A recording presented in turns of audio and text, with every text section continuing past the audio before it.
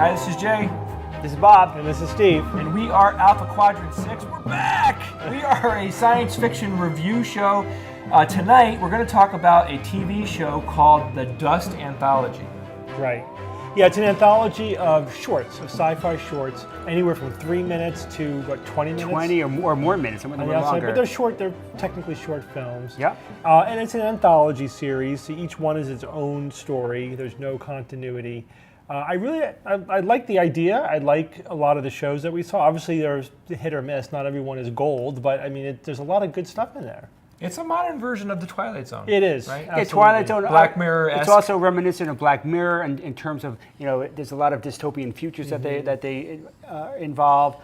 Some of them are more, just everyday stuff with a little fantastical element thrown in. But some of them are hardcore spaceships, robots, time travel, aliens, and that's the stuff I love. And some of them are actually are multi-episodic, like some of the ones dealing with a robot revolution a la Matrix, where robots are kind of like second-class citizens, and then there's a revolution, and really crazy stuff starts happening. And those are really interesting episodes. I love them, of course.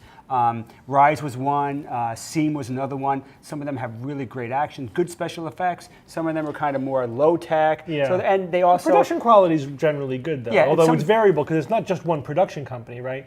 Which is something I like about this series, is that it's not just one company making everything. It's giving a voice to a huge variety of writers, producers, students, some established filmmakers. Right, some emerging movie makers. That said, to be fair here, we saw some stinker episodes too. Yeah, we saw, and I was kind of surprised because I had seen a bunch earlier in the past week that were really good, and the few today were kind of disappointing. So they're kind of all over the place, but some of them are just gems. The time travel ones are great.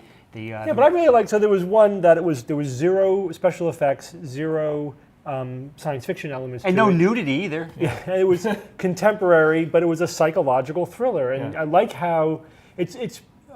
Most of the episodes that I've seen have very good storytelling, and that's so critical. That is what Rod Serling wanted the Twilight Zone to be, right? Good storytelling, and I think that's what we're getting here. So, you're seeing something's happening.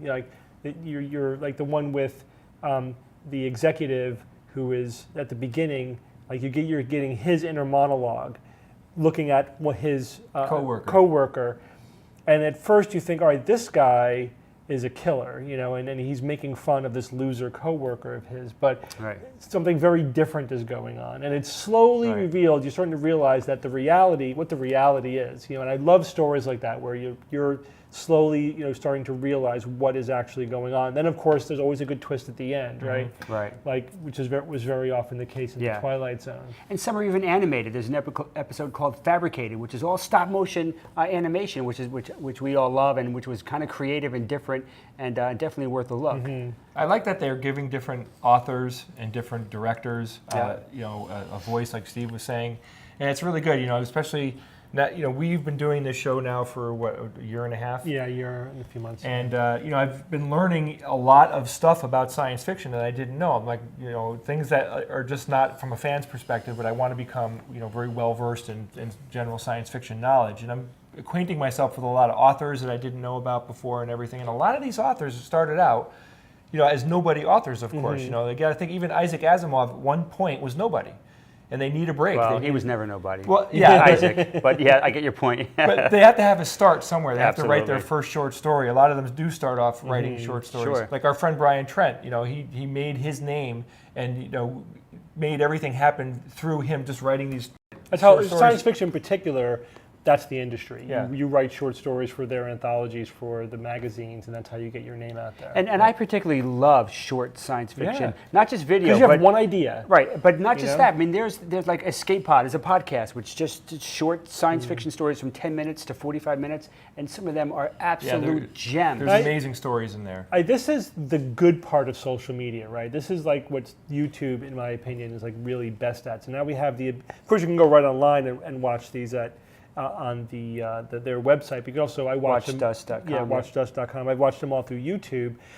The thing is, there's no preset format. You know what I mean? Like we said, it could be 3 minutes, could be 20 minutes. It's however long the story needs. They're not meeting any commercial format. Exactly. And when you say Yeah. commercial, you literally mean commercials. right. Like, it's not like, It's not like 12 there's a- minutes with a 2-minute break and another, It's just whatever it needs to be to get that story told, and they do it. And I'm really enjoying it. I don't care if I have to watch the occasional disappointing episode. Yeah, absolutely worth it. Because it's experimental. But I haven't been as disappointed as you. I thought they've all been fine, even the ones that you guys didn't like.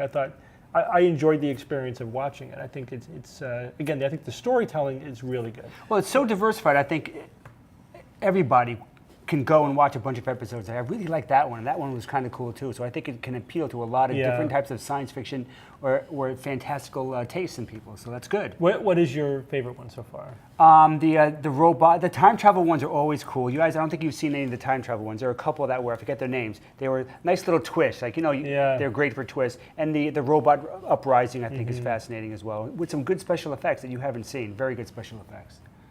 So overall, we're saying, there's good episodes in the mix. It's worth watching. There's great episodes. Yeah, great episodes in the mix. My favorite was one I was talking about. It's called The Candidate. I would watch that one because I like, even though I guessed the ending like 2/3 of the way through, but mostly the episode surprised me. And it's good that when you're like halfway through, and you're like, oh, this is very different than what I thought at the beginning. That's good. Which is always good when that happens. Yeah, it's always good. Absolutely. So we recommend recommend giving it. Dust a chance. I think what you should do is go online and search what people's favorite episodes are. Get your foot in the pool by just browse, just go through. Your investment's very low. It's 3, 5, 10 minutes. true. Right, just and watch some. it's a simple website in that there's not a lot of detail. There's no synopsis really that I've seen. You see the image and the title that seems somewhat appealing. Click it and watch it, and you may love it. And we thank you for joining us at Alpha Quadrant 6.